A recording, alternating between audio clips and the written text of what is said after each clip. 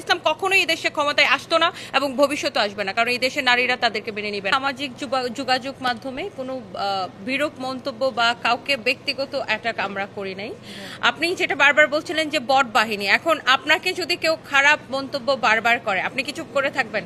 আপনার তো সেটার প্রতি উত্তর দিতে হবে।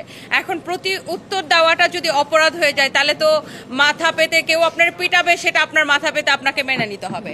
প্রতি উত্তর দেওয়া কিন্তু আপনি যেটা আমরা বারবার বলছি যে বট বাহিনী বা যে ধরনের যে সাইবার বুলিংটা করা হয়, সাইবার বুলিং এর তাহলে কি আমরা কোনো উত্তর দিব না? মানে আমরা আমাদের প্রতিবাদের ভাষাটা তাহলে কি হবে? না, প্রতিবাদের আমরা তো আমাদের জায়গা থেকে প্রতিবাদ জানাবো। আমাকে বারবার একজন খারাপ কথা বলবে, আমি কি সেটা চুপ মানে মুখ বন্ধ করে মেনে নিব? এক। দ্বিতীয়ত আপনি বলেছেন যদি জামাতে ইসলাম ক্ষমতায় আসতো তাহলে আমরা কি করতাম? আমরা অবশ্যই এটার আইনগতভাবে যেতাম। আমরা হাইকোর্টে এখন আমরা রিট করব, আগেও আমরা রিট করতাম এবং অবশ্যই আমরা সকল শ্রেণী পেশার নারীরা রাস্তায় নেমে আসতাম।